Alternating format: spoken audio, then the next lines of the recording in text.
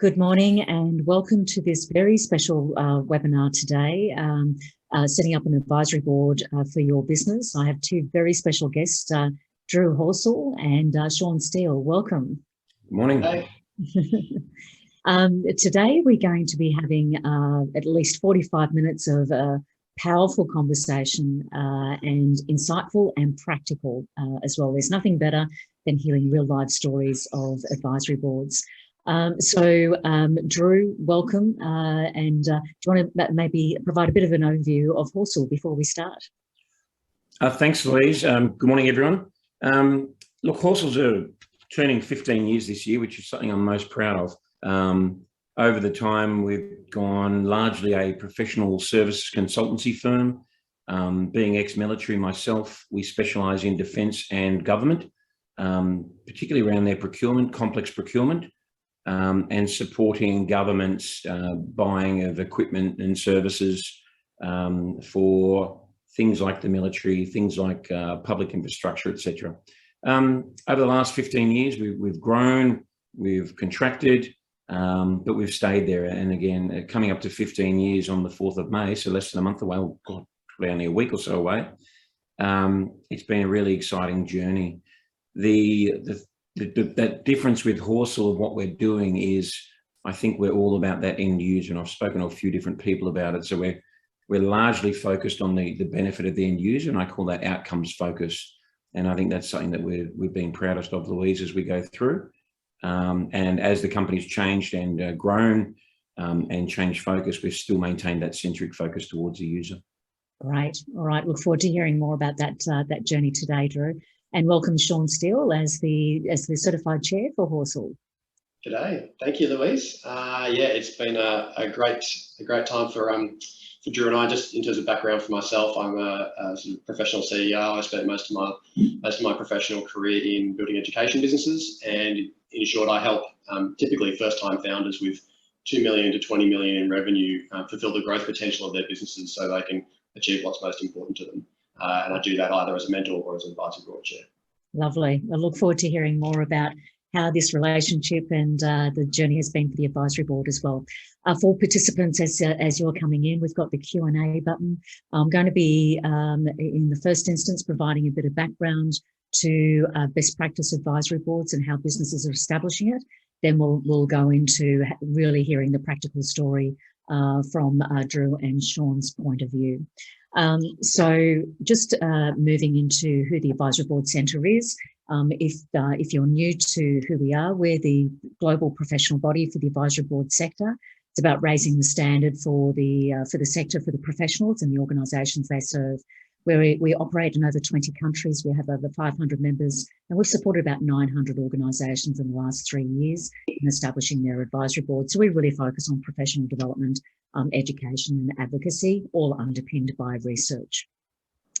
We look at the landscape of where advice is being consumed by the market. In the business sector, it goes from informal to formal. So informally, family and friends, peers in business, business networks, and informal advisory boards, where it's very much a very supportive environment.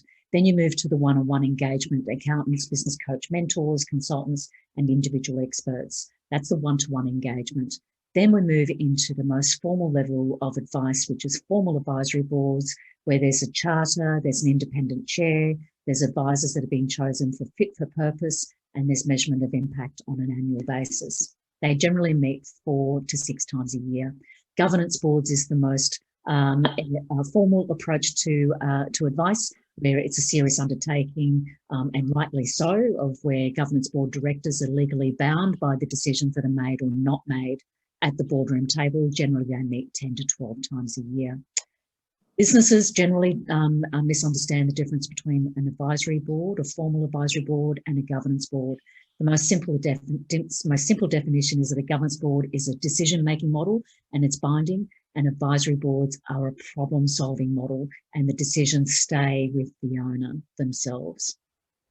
Businesses will generally start an advisory board at a make or break point or a decision point where you go, you know what, we want to focus on what's next. We find certain numbers that really work when businesses first start exploring an advisory board, whether it's $1.5 million in turnover, to 10 million, 30 million, 50 million, and 100 million. They are the most common sort of revenue points of when an advisory board is really considered to be focusing on their what's next, if they want to step up, if they want to step back, or they want to step out. The most common structure for an advisory board is 2 internal executives. It may not always be that way, but it's the most common. Might be 2 business owners, a business owner and a CFO or an investor, then an independent chair and 2 external advisors. The independent certified chair will generally work with the business for half a day a month for 18 months to 3 years, and 2 advisors will generally attend 4 or 6 meetings a year. Look at the types of advisory boards, they also vary. You get the majority of advisory boards in the business market is an advisory board to oversee the whole of business, but not there to make decisions. Then there's the rise of project advisory boards where they're not looking at everything in the business, but they're just looking at specific functions or a specific strategy and informing that strategy. Then there's the new area of advisory boards is corporatized advisory boards. We won't be focusing on that today, but that's when there's a really well-formed governance structure already, and we're building ecosystems of advisory boards around it. Just look at the business sector for a moment. Businesses will generally have an advisory board at between $1.5 and $100 million turnover. The most common starting point for an advisory board is between $1 to $1.5 million revenue in turnover, and the average size of a business with an advisory board is $18 million. And the investment in the first year is generally sitting around $70,000 for an advisory board in their first year. When there's project advisory boards with businesses where they're overseeing a particular strategy, they're most used for market testing and evaluation of new business models or spin out for an existing business and exploring international markets. They're also used in getting investor ready, as well as a smaller amount managing for a crisis and also exit. Now, best practice for advisory boards when it's not regulated or legislated gets tricky because there are so many different ways it can operate. So the best practice framework, the ABF 101, focuses on the ethical principles of an advisory board, not the process. So there are 5 principles that underpin an advisory board that focuses around the pillars of purpose, process, and people. Most people think about an advisory board, they go straight to the people component, but there's some critical thinking that needs to be done beforehand, which is around understanding the purpose, why it's there, and getting clarity of scope. Then evaluating what's the structure that's going to be best for that business at that point in time, which is identifying what's the structure and disciplines that we want, and then how are we going to measure success. Then from that, focus on the people component, which is around people that are independent, but also fit for purpose for their what's next process. Now, when businesses want to get started, there's 3 different ways of doing it that we find are the most common ways. There could be other ways, but these are the most common. The first is when someone doesn't know what they need or who they need, they come and use the advisor concierge process. And that's when we evaluate the business priorities for the next 18 months, identify the different structures that they have, and then they commence with the starting process. Now, most businesses will start with recruiting their chair first, either formally to do a board starter process or informally for a chair to work as a mentor for a period of time. Now, if they use this board starter process, that's a 3-month establishment phase. If it's a mentoring process, it could be 3 months, it could be 12 months working with the chair and then building an advisory board and bringing the advisors on at a second stage. So this is the starting point to the foundations to this particular case study. So I'm going to stop sharing screen. And Drew, I'd love to hear your story. Why did you start on this journey in the first place? Yeah, thanks, Louise. Look, watching your slides then, I'm almost like your exemplar business that I followed all of that. I was a sole director, however, at the time. And I was really struggling with the idea of a family-owned business that I am controlling part of. And I really was concerned about allowing others to come in and making decisions on my family and my family's company. So I was very reluctant to loosen that control. But I really obviously realized that I had reached my maximum potential. Well, I probably hadn't, but based on what I know or knew at the time, I think I'd really capped my maximum, and I needed to start to get ideas. I need to start thinking outside that square. I really needed to start exploring more opportunities to be able to scale and grow and do the best for my shareholders, which ultimately is my family and that group. So to be able to do that, I reached out to the concierge and started to explore the idea of an advisory board. And as you said before, spot on, that think tank, somebody who could help me generate ideas, encourage me to think differently, challenge me on certain issues, support me where required, but not necessarily then having that decision-making like a governance board would do, because that really did intimidate me as a small business owner and founder. And the advisory board model ultimately best suited me and our company's requirements. So yeah, I think it was probably 18 months ago we reached out to the concierge and went from there, and identified that the first thing to do was obviously go through and find out exactly where we're at, where we wanted to go. So by doing your induction with your team, we then identified that, yes, we'd likely need an advisory board chair, and then go through the advisory board, that the startup program that you'd mentioned there in the slides. Fantastic. And why now, Drew? In 18 months ago, when you're looking at, was there a specific point in time for you to say, this is now, we need to do it differently? What was that trigger for you? Yeah, I think it was. Look, I mean, we knew that we'd passed a 10-year milestone. We were coasting along. I say to people comfortably, we do very comfortably, we do well, we excel at what we do, but we were sort of just going along, and that was great. I mean, a lot of businesses don't, but we were just coasting and cruising. And I think to really reach that potential, it was a matter of saying, well, we need help.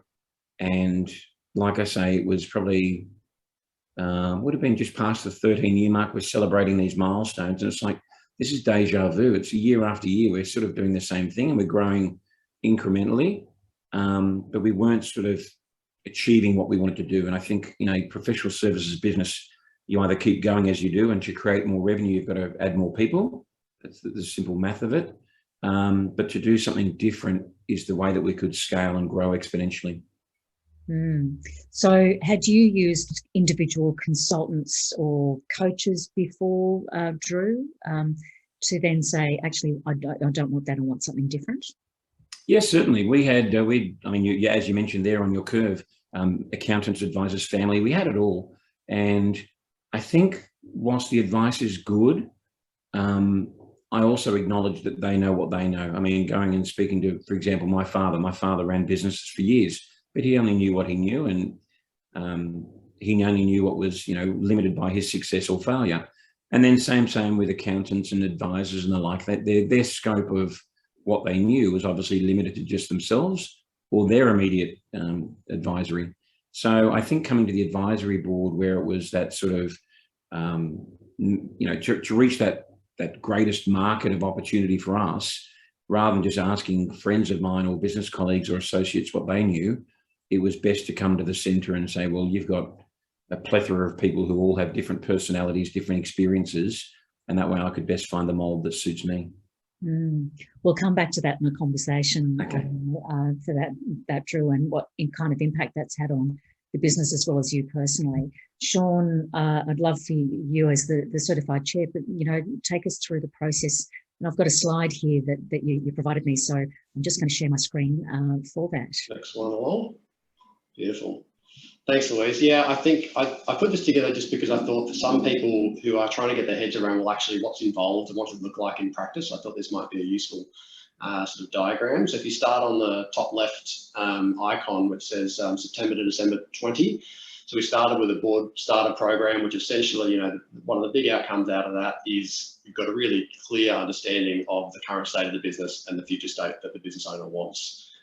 And as a result, you produce a whole bunch of documentation that sort of enshrines and encodes what the advisory board should be about and how it's going to operate. So if you go up to the top left of the screen, you can see board starter program. And these are the documents, essentially, just to give people a sense of the kinds of things that got produced after this 3 months of Drew and I working together. So a services agreement for myself, we had a board starter program summary, which I put together, We had a charter for the advisory board. We had profiles of the advisors that we wanted, what skills, what background, experience. We had a good governance checklist. All the advisors that we then ended up recruiting had an NDA directly with Drew. And you can see the last bullet point on that first icon is priorities. If you follow the arrow down, it says there was 3 priorities actually that came out of Drew's board starter program. And there's more detail behind this, but fundamentally it was sales. It was, so yeah, some business development and sales, opportunity identification and qualification and all the rest. It was expansion, and be that new geographies, new products, new markets, and then all operations. Drew really wanted to make sure that he was building the business in a way that was going to be scalable from an operational process point of view.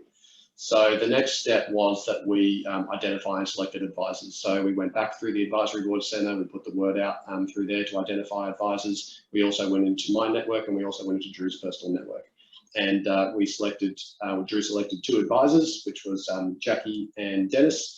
And you can see there, Jackie had significant experience as a business leader who built 2 professional services companies, built and exited one, and was in the process of building a second, and been very successful, and also knew Drew from the past, so there was a high degree of trust there. And the second advisor was Dennis, who brought a depth of insight into process improvement, Lean Six Sigma, all sorts of stuff around that, which was really helpful for Drew. So you can see the next step was we did an orientation of those advisors, but we also asked, Dennis was already part of the advisory board centre, so already had a good understanding of how advisory boards operate, best practice principles and so on. Jackie didn't, so we asked Jackie to do the advisory board centre framework or foundations, ABF 101, which gave her a good understanding of how we were going to be thinking about this, what the principles were, what does best practice look like, what doesn't look like, and that got us all off on the right starting point. We set up a quarterly tempo, so Drew and I meet every month, that's the first and second month of every quarter, and on the third month we bring in the other 2 advisors for the advisory board, and we have an advisory board meeting instead of the sort of one-to-one growth mentoring. And then we had a whole bunch of orientation documents. You can see when we on the top second sort of bullet points on the top right, we made sure that these advisors were well prepared before they walked in the door, so they could immediately add value to Drew, and they weren't asking questions about, well, tell me about your history and your financials and your strategic plan. All of that had already been addressed before we started. So then we got into our first advisory boards. We were focused on operations projects and exploring expansion options. And during this period, Drew had, which I'm sure Drew will share more about, had some amazing ideas about some software as a service products. He'd always been a very sort of face-to-face services or some non-software led services business, and so that was pretty interesting. And during the next couple of quarters, we were getting a lot of traction inside Drew's business. So you can see in July to September, and I think this is a really key point, Dennis had attended multiple meetings. He had helped Drew really seed some good projects inside the business. Those projects had internal stewardship, they were getting traction. And so Drew and I had a chat and said, actually, you've got some really interesting technology-based opportunities, but Dennis probably isn't the right advisor for that because he's got a totally different skill set. And so Dennis had his last meeting in that July to September quarter last year, and we went through the process. We went back through the process of identifying what's the right advisor to help Drew understand. I don't have the background in technology startups either, so it was like, well, are we developing this ourselves? Are we doing it by label? How do we develop? How do we build a team? All that stuff.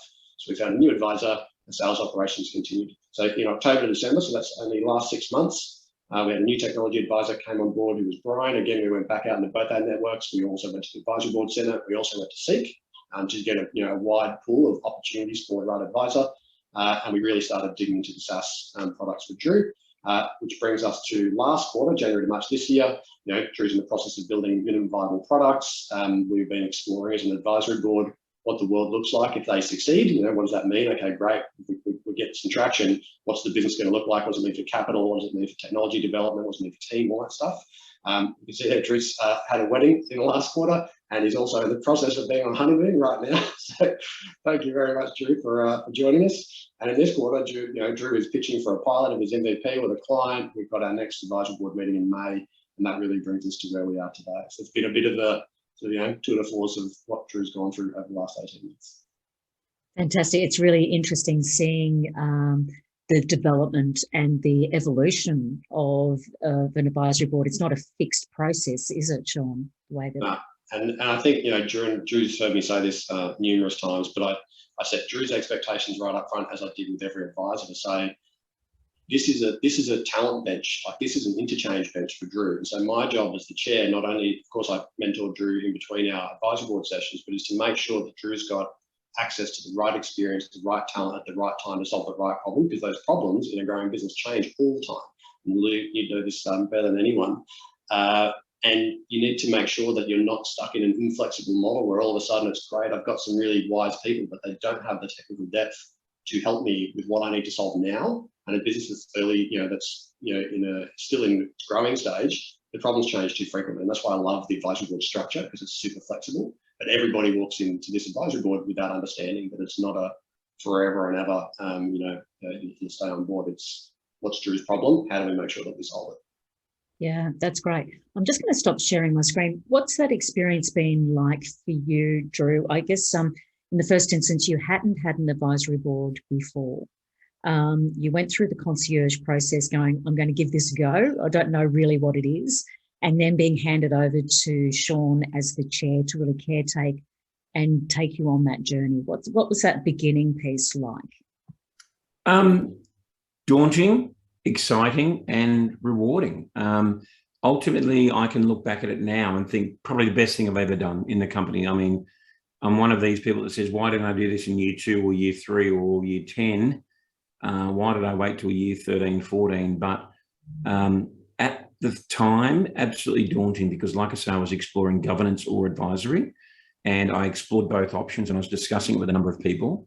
But again, I'm confident I made the right decision going that advisory. And then the challenging part was the recruitment of starting with the chair. But based on all of the knowledge I'd got from the concierge process, I knew what I was looking for. And we had some great candidates. We did a number of interviews and we chose Sean at the end of the day. It was very close. We chose Sean because he best suited me as an individual, as the executive, my personality, and also the company's needs. It wasn't just a company need tick. It has to be about personality. And I'm a people person, I'd like to think. So for me, that relationship was key. And I did see a question come up before with Ray Brown, actually. And I know as we're going, Louise, and you might be a different way of dealing with the questions, but Ray Brown, great question. This was important to me because the advisory board's not replacing my management team, it's supplementing it. My management team exists and I can deal with them on certain things, but I can also go to the advisory board and sometimes talk to them in confidence away from my management team, because as a sole director and founder, I have nobody else to talk to. I have nobody else to go to with my problems. I can't go to my business manager, as ultimately my COO, and say, hey, I've got a problem with you. Sometimes I need to go to Sean and the team and talk about other people.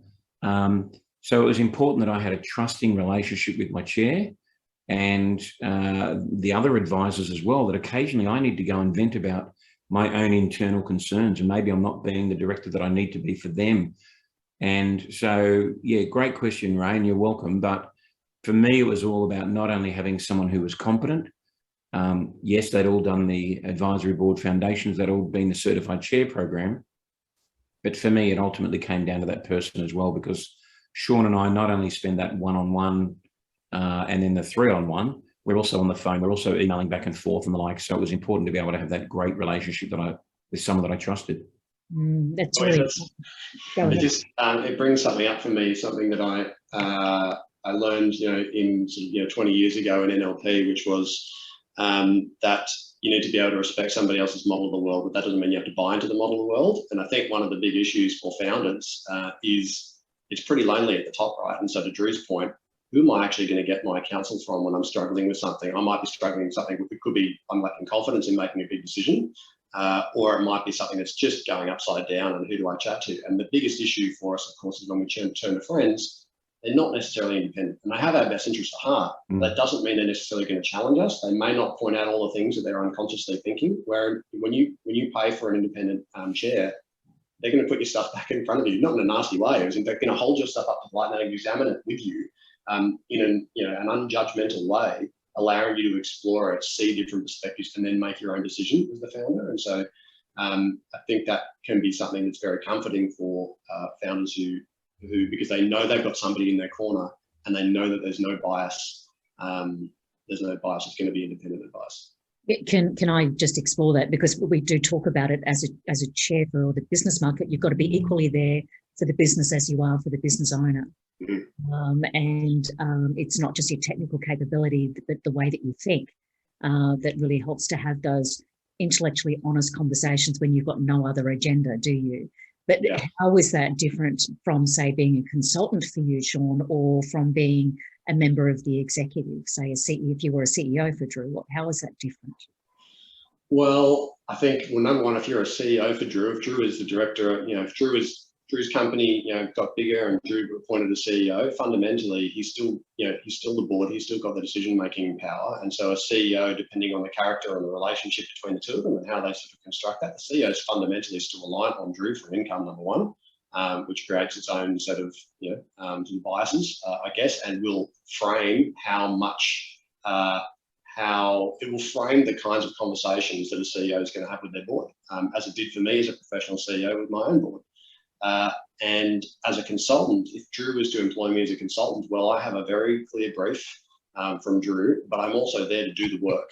And the consultant, there's nothing wrong with the consultant model, but fundamentally the sort of, I guess the incentive in many consulting gigs is to win more work, and sometimes from the same client. So one of the challenges, so you can get excellent work done, and that can be super valuable. And sometimes the economic incentive is not aligned with Drew, whereas my relationship is fundamentally ongoing. And Drew knows that I'll do whatever's required to make sure that he gets what he needs so that he succeeds. So he can feel that intention is enshrined in our services agreement as well as enshrined in the advisory board principles. Louise, if I can add to that, that's exactly right. That Sean, as his engagement as chair, and all my advisors, they're doing their role. They're well remunerated. They know what their objectives are. Yes, there's opportunity for additional support and those sort of things, but ultimately it's constrained by that services agreement that we do have. I'm not getting the every meeting, we should do this together. Sean's not trying to upsell me like do I want fries with that every time? And that to me is important, because I think if any of my advisory board tried that, I would cut them away very quickly, because coming back to what you said at the start, Louise, they're not only there for the best of the business, but they're there for the best of me as well. And I think if at any stage I started to lose that trust of, hang on, they're there for themselves, then I think it wouldn't work out. And I think it's great to have that trust where I'm confident that my team is there for me, there for the business. And yes, of course, it's a commercial arrangement. They're there for themselves ultimately, but I don't feel that pressure at any time. And if I did, I think it would be very easy to cut them away and replace them with somebody else who was more about me. And it sounds very, to anyone listening, it sounds very selfish in this regard that I'm the center of the universe, but in many ways it is. The advisory board is all about the company, and myself as the executive, it is all about me. And power is thrilling, but if it was any other way, I might as well just be subscribing and reading books that are about other people. But this is about me, and it's about the company. And I think when you have that relationship and it's trusted, it works best. And independence, exactly. Just that value of independence doesn't undermine trust. It's the same process, Drew, that we found through the advisor concierge process. It had to be independent. It had to be, we were not there to try and sell you something. We want to be helped there so that you can make the most confident decisions about your advisory structure that's going to make a difference to you. So that independence filters all the way through, doesn't it? From the starting point to do something different to then feeling that it's okay to be vulnerable in front of somebody else, so they're not there trying to sell you something. Correct. That's a really interesting point. When I think about the advisory board meetings that we have, the way that it's structured, so the way that you provide the information prior, the way you set up the kind of questions or things that we're going to be focused on as a group of advisors for Drew. So in that advisory board meeting, I'm both the chair and I'm facilitating, but I'm also an advisor. So Drew's kind of got 3 advisors in that room. But I always think the great thing about that model is they've got an infrequent opportunity. I've got a whole bunch of information the other advisors don't have. So they've got a 3-month window. We've got to make sure they've caught up on all the stuff that's kind of happened in a really succinct and rapid way so that we can get into the meat of it. But because of the construct and the time constraint, and everybody knows that it's Drew's decision in the end. So for them to add value, they need to bring their absolute best thinking, their most challenging questions. They've really got to get Drew thinking in different ways, because they all know that ultimately Drew's going to make the decision. And I just really like that construct seems to work really well. Like, everybody has to bring their own game. I've got to make sure everyone's really prepared so that we deliver maximum value. And hopefully Drew should walk away with some really, some really elevated thinking and some hard decisions to make. He may have made them, he may not make them till later, but that's fundamentally always his call, and he knows that. That's great.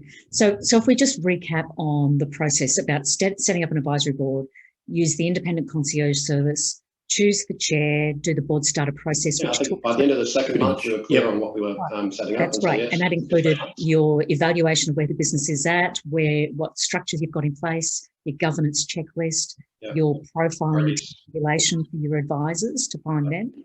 Yeah. Then you went to market to find those advisors, and you did the interviews. Let's talk about once you've selected them, that orientation process that you outlined on that. Dawn, I remember years ago when I first started setting up advisory boards, I didn't do an orientation, and the first meeting was just shocking. It was just everyone's trying to go into solution mode really quickly and add value. And then when I finally figured out, you need an orientation that's separate to your advisory board meeting. Tell me about that process, and Drew, what that process was like for you to formalise in that way. So maybe Sean will go through the process first. So in that first orientation, so two things that happened, actually, almost to take a step back, one thing that's really important for people who might be listening today is that Drew chooses those advisors, and those advisors work for Drew. They don't work for me. So it's not a process of, I help Drew craft the advisor profiles. Drew puts it through the advisor concierge, and all those applications go straight to Drew. He's the point of contact. So Drew, like any other recruitment process, is doing a screening, getting down from however many to a short list. He's then doing all of his first interviews. We discussed people that were sort of getting into his shortlist. So I might see the profiles, we'd have a conversation. I'd be challenging Drew with some questions to ask, or maybe ways to sort of help validate those skills. But fundamentally, that decision is Drew. Those people then work for Drew. They have an agreement with Drew. They get paid by Drew. Nothing to do with me. Always Drew's decision in the end. And then, so immediately once Drew had made those decisions, I think I had maybe met them in the final stages after Drew was like, these are the ones I think I'm going for. I then had a conversation with them, not to turn Drew's sense around, but almost to kind of validate and test. And then as soon as we'd done that, we had the advisory board agenda for the first meeting. We had Drew's financials for the last several years, so people get a sense of how the business has performed. Drew had developed over that period a one-page strategic plan that would just crystallise kind of where the business is going in his mind. We had developed a calendar year execution plan, so we had a really clear set of goals for the year and goals by quarter, so people knew what was coming up and what Drew was planning to do. We had an org chart, and we also had the growth score, which you might talk to Louise, but fundamentally it was a great diagnostic to help them get an insight into how Drew perceived strengths and weaknesses in his own businesses and areas of satisfaction against a whole bunch of different dimensions. So we had, I think, Drew, that meeting probably just went for an hour, maybe. It wasn't long. Yeah, I think it was an hour. So I'd had 2 half-hour conversations with the advisors prior, just to make sure they're on the right page. I talked to them about the advisory board foundations. They need to do that program. So I got them all prepared for that. The advisor orientation was, I would say, 2 weeks prior to the advisory board. So they essentially had the pack for that advisory board ready to go. So they had 2 weeks for kind of review and insight, and then they rocked up day one. We were able to add a lot of value super quickly because they were well briefed. That's great. What was that experience like for you, Drew, to prepare for that orientation? Did that help you think differently about your business? Yeah, absolutely. And I say this to people all the time, Louise, that probably the most effort I had to do, or the most daunting bit of the setting it up, was actually looking internally and challenging myself and identifying my own position and understanding my purpose. I say to people, I'm not the elevator pitch sort of guy. I never really have been. But to actually have to look inside my company and say, well, hang on, what is my purpose? What am I trying to achieve? I thought I knew it. And again, 13 years, you think you'd know it. I probably had no idea. We just coasted along. So to be able to actually look at our where we're at and where we wanted to be, and then identify the team that we wanted around us to get there, that was daunting, because on the surface, when you're just cruising along, everything looks great. When you peel back a few of the layers and you go, whoo, that needs a little bit of attention, that needs a little bit of work. Governance, God, I could barely spell that, let alone know what I was meant to do. I knew legally I was covered, but I put a lot of faith in other people. So all of a sudden I was going back to my director foundations and saying, well, no, I actually need to focus really well on this. I can't just let that cruise. I've got to really pay attention to that. This area over here that's going really well, we'll just let that cruise. And so I think that was probably one of the challenging parts. But once we got past that, now with our regular meetings, we don't have to revisit that. We update it, we confirm it. We make the assurance that it's still going well and doesn't need any more attention, or it may need some spotlight shine on it, and we do, and we solve it. But once that's out of the way, it's largely done. I wanted to echo what Sean said, because I was actually going to unmute and say one thing for everyone listening and founders. I'm aiming this at founders.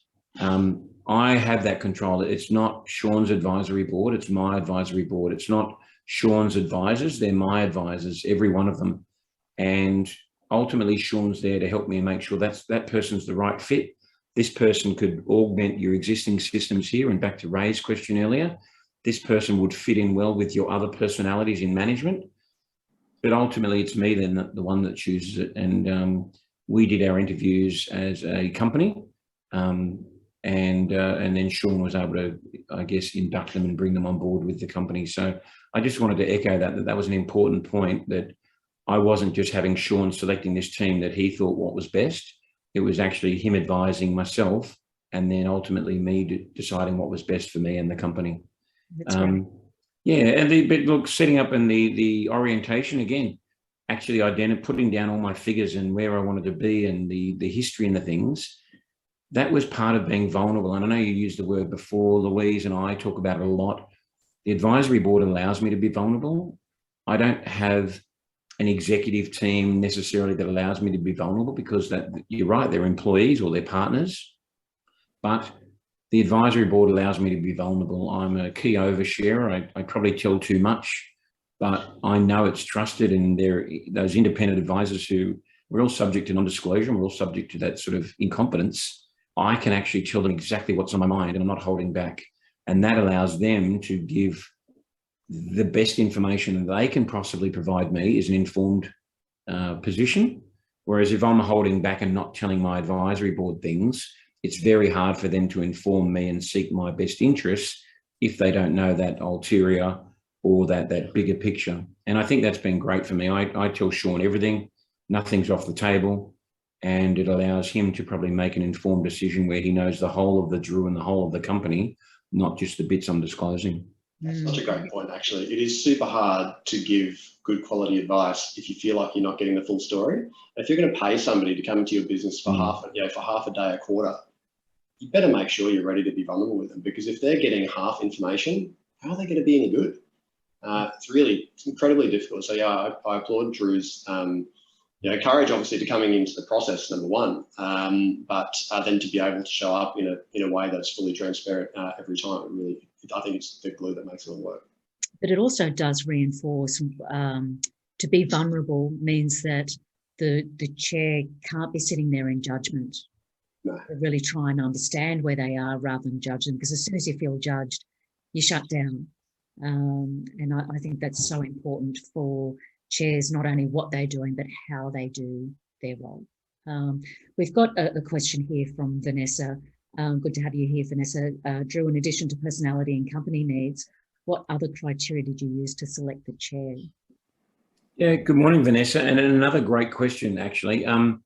When we did the advisory board starter program with Sean, we started to identify those areas of, call them skill sets, call them experiences that were just outside the realm of me as an individual or me as an executive in the company and the team around me.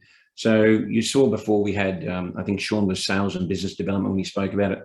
I don't have a sales bone in my body. I really needed somebody who understands sales process and could augment my, like I say, I can go into a room and I can meet people and hopefully they'll love me, but I really wouldn't know how to actually sell what I'm selling. And I do joke and say, I'm not one of those people who walks in and says, hi, would you like to buy a Horsell? We've got great Horsells, and this week only, Horsell, 50% off. I'm never that sort of Harvey Norman sort of guy. And to me, not that Sean is necessarily, but I needed to have somebody who understood sales. And then when we talked about operations and scaling, bringing Jackie on board, with somebody about actually growing a business. Jackie's one of my closest friends and has done this successfully and is now doing it with a second business. And so for somebody to be able to have been there and done that was important to me as well, that I wanted to not necessarily follow in their footsteps, but at least look at the paths that they'd taken and seeing what I could then do. And same with Dennis at the start when we were talking about the procedural based. I think military background, I have great plans. I've got 5 different plans and 7 different tangents in case something happens, but largely I operate on the fly.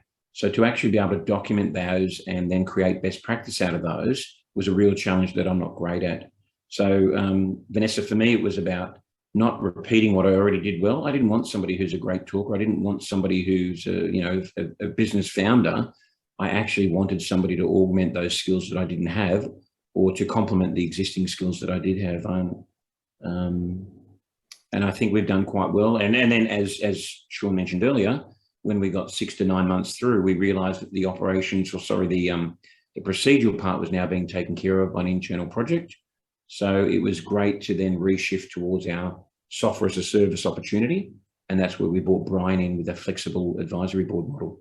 And again, I'm not a tech person at all. I struggled to get onto the Zoom meeting today. So. Yeah, but it demonstrates the importance of identifying the business priorities first. And that's what we did in the preparation process, Drew, wasn't it?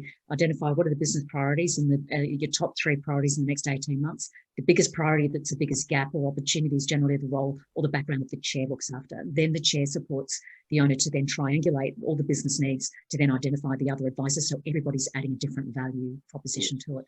Part of that process is the business growth score. So that's an assessment that a chair does the commencement of an advisory board, and they do it at least annually. So that way you can see the changing priorities in the business, but also the impact the advisory board has had or hasn't had.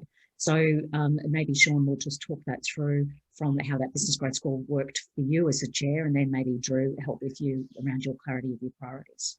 Yeah, I really like the growth score, and I have additional diagnostics that I use that are even some deeper, like 100-point diagnostics across a lot of business pillars. But what the growth score is great for is getting to the right conversation about priorities, because what it gives you is a founder's perspective, and it's a subjective one, but it's their business, right? So you're not going to get anything more objective than their perspective of their own business about where their level of satisfaction is across. I can't remember off the top of my head all the different functions, but you end up with a really simple 1-page diagnostic. And for me, it allows me to go very quickly through the business from top to bottom and go, okay, these are areas that Drew's already got a high level of satisfaction. These are working really well. He's very pleased with these. And given my job as a chair is to make sure that he's got the right resources and the right team at the right time to achieve what's important to him, well, I better be paying attention to what he thinks he's unsatisfied by in his business and where the problems are. So that just essentially, for me, it leads us down a path of investigation to figure out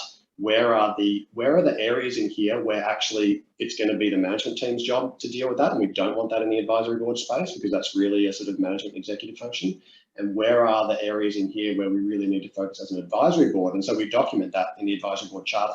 We say these are the items actually that have come out of the growth score that are for management to address, and these are the items we're going to bring to the advisory board setting. And of course, to your point, that can change over time, but that's the point of having an advisory board model that can be updated as the business grows and matures, because the problems are going to change, the needs are going to change. And so that growth score allows us to, when it's done on an annual basis, do a check-in, see how Drew's satisfaction is going in those different areas of the business, and therefore allows you to measure a sort of percentage improvement, I guess, against those areas as well. And that's where it's designed to make the invisible visible.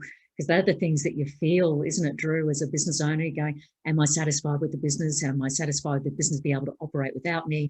My role as a CEO, they're all things that you feel but don't necessarily tangibly look at. Yeah, no, I agree 100%. I mean, I didn't even have a business continuation plan until we'd gone through the growth score, and that was a low score. And that's certainly something we focused on really quickly. That included me as a director of a family business, making sure that my will was established and reflected the actual my controlling function in the business, and also the family trust that supports the business. So a lot of those things that I just really hadn't covered off on, and that growth score led me through that path of saying, there's some fundamentals, Drew, that you're just missing, and it's great to be cruising, but what if you didn't turn up tomorrow? And I think that was a really important part of it. Yeah, that's great.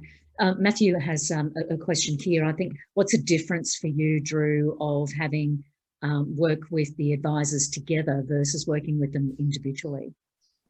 G'day, Matthew. I think, I'm not sure if this is Matthew Harvey, an old defence friend of mine, but if it is, g'day, Matthew. If not, pleasure to meet you. For me is, I didn't necessarily want groupthink. I mean, even though they're 3 individual advisors, they're controlled by one of those advisors who is also the chair. Sean also holds the role as chair, not just as a sales business development advisor. So rather than all 3 coming up with their own idea and presenting to me, almost like that sort of synergy, as you mentioned, I love the idea that I could have 3 different opinions in the room, or 2 and 1 dissenter, but ultimately that's still up to me to then make that final call. I didn't necessarily want to be ganged up on, if that makes sense. You know, the 3 of them talk about me behind my back and then come to me with an idea or a purpose. I love the idea that on the spot I've got, you know, 3 individuals who might be thinking differently, and they're all bringing their strengths, they're all bringing their weaknesses, but I then have an informed decision of what I need to do to go forward. And I must say, and if it is my old defence mate, he's Air Force, we'll speak nicely of him. But Matthew, the Colin Powell, you'll remember, you know, used to talk about that he wants people to challenge him. He wants, one of the great American generals, he wanted people to challenge him. He doesn't want those yes men and yes women around him. But once he made a decision, he wanted them to enforce it like it was their own decision. You don't want somebody leaving my advisory board then going away and saying, well, I told Drew to do A, but he wants to do B. Fine. If he fails, it's all up to him. I'm very confident that when the advisory board finishes that day, everybody's walking away saying, this is Drew's idea and we're on board 100%. And that to me is important as well. So I think that's great.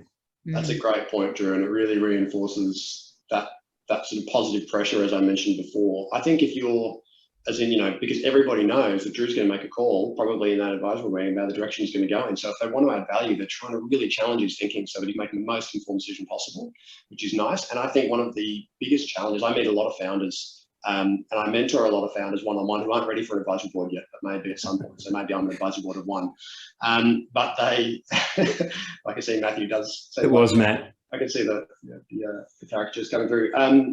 But what I was going to say was, if you think about one of the benefits of an advisory board model for a founder, it's that they've got a chair whose job it is to get that rigorous debate to happen in the room at a high level of quality. And then for that to be it, what I find is one of the most draining things for founders. I mean, a lot of founders who have, and I say, have you got an advisory board? And they say, well, I have a whole bunch of advisors. I go, okay, well, how many? Well, like 7 to 9. I'm like, wow, okay.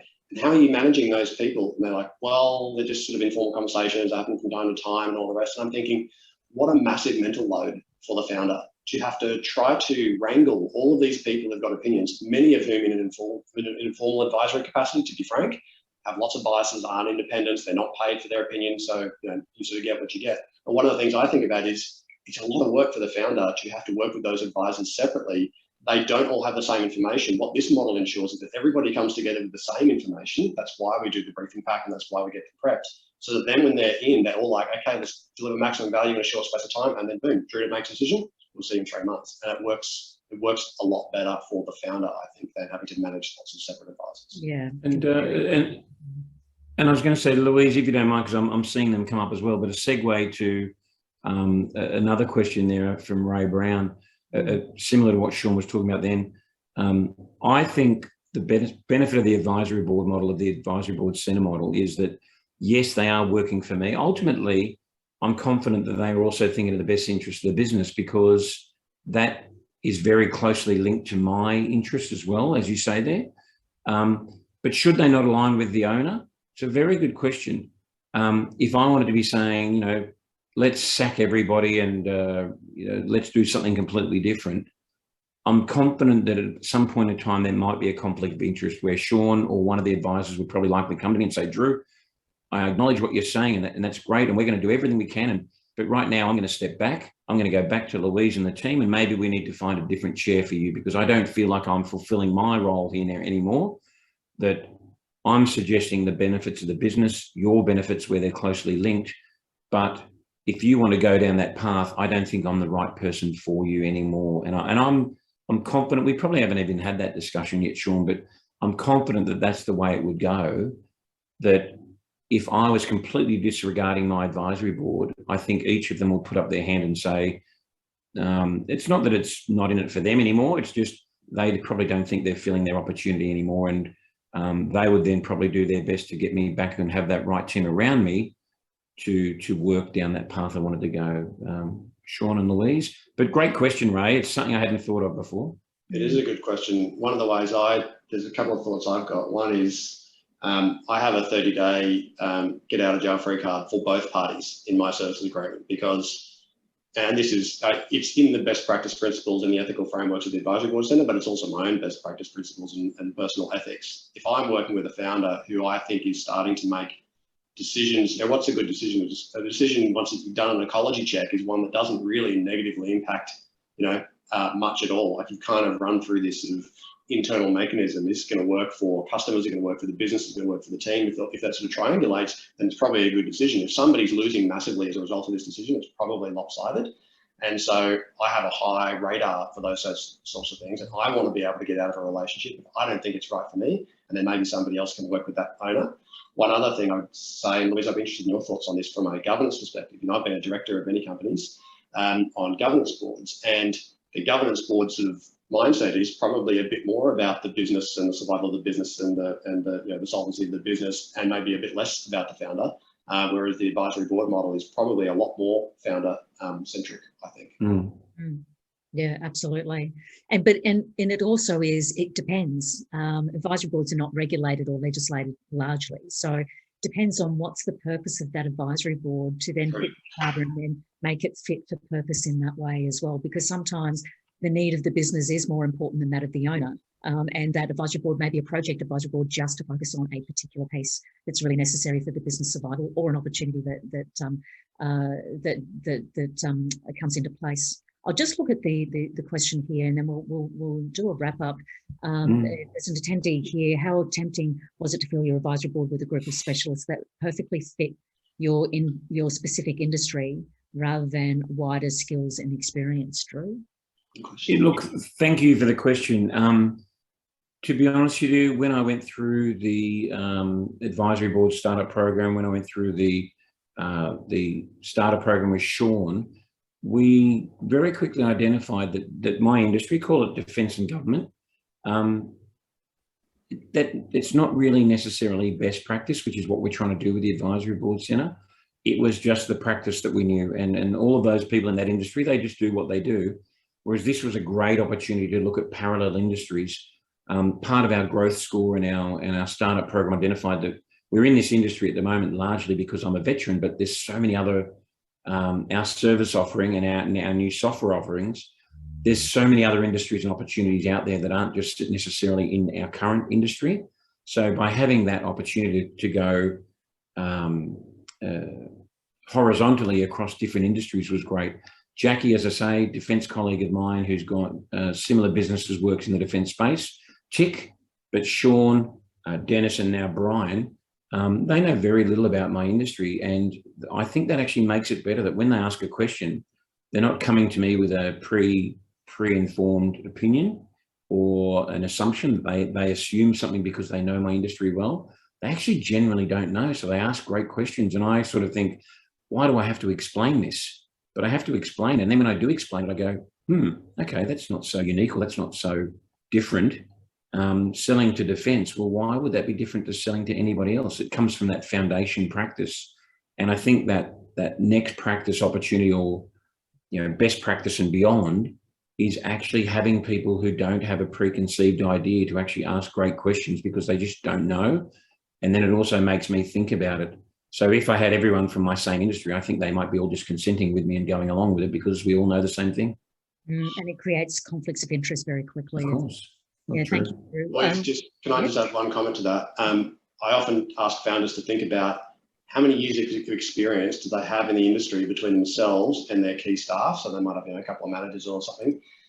And usually it's somewhere between 50 and 100 or something. And I think do you really need more industry experience in your business? Is that a problem? I don't think that's a gap. Maybe that's, whatever you've done so far has got you to where you are today. But if you're trying to create something different in the future, the question is, what do you need to get you to the next stage? Who's been at that next stage? Who's got different ideas that'll help change or challenge your thinking? So I usually think it's rarely an experience deficit in the industry. It's often a thinking challenges that have to be worked through. Yeah, and it's also a balance too, isn't it? So we focus on the people around the table, but it's also the discipline and structure of an advisory board that forces you to step up, being prepared for the advisory board meeting, making sure you're on your A game, know what questions that you want to ask. That the actual structure, I think, is equally as important as the people. Just one last question from Jackie for you, Sean. Sean, what would be the biggest challenge you have faced as a chair on an advisory board?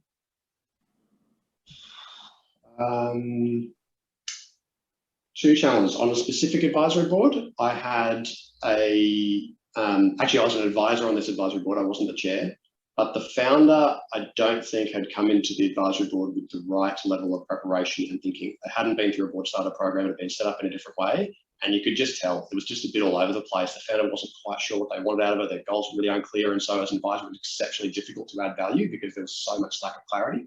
And so I found that quite challenging as an advisor. As a chair, probably the biggest challenge for me is actually the mental energy expended, which Drew might be going, "What's he talking about? Like, we don't speak all that often." But for every one of my clients, I keep a very small group of clients because I know that I'm going to spend a lot of time thinking about them and their business outside the forum that we're in. So I'm thinking about Drew's business on a very regular basis. And so I'm always trying to think, are we making enough momentum? Do we have the right skills in the room? Are we making the progress that Drew deserves? Are there opportunities that we're missing? Have we got the right agenda coming up? Have we got the right people in the room? All that stuff. I'm thinking about that on a very regular basis. And so there's a natural limit to how many clients I can work with because it's actually quite mentally and emotionally taxing if you take on too much of that. So I like to keep that within a realm of reasonable so that I can remain to be effective. That's terrific. So thank you both, Drew and Sean, for sharing this wonderful story. Drew, the absolute commitment to do this on your honeymoon is something that's very... If I turn my screen around, there's a pool with kids playing in it and tropical fruit being served, but I'm really enjoying being here. I'm kidding. That's wonderful. Thank you so much for sharing such an incredible journey. And Drew, look forward to seeing your ongoing success and ongoing evolution of your advisory board to support you in what you're doing. Well, thanks, Louise, for the opportunity to speak, but also thanks for the guidance you've been able to give me as well. I appreciate it. Most welcome. Thanks very much, Louise, for the opportunity to share, and good to see you, Drew. I'll see you when you get back. Thanks, everyone, for joining. Bye for now. Thanks everyone.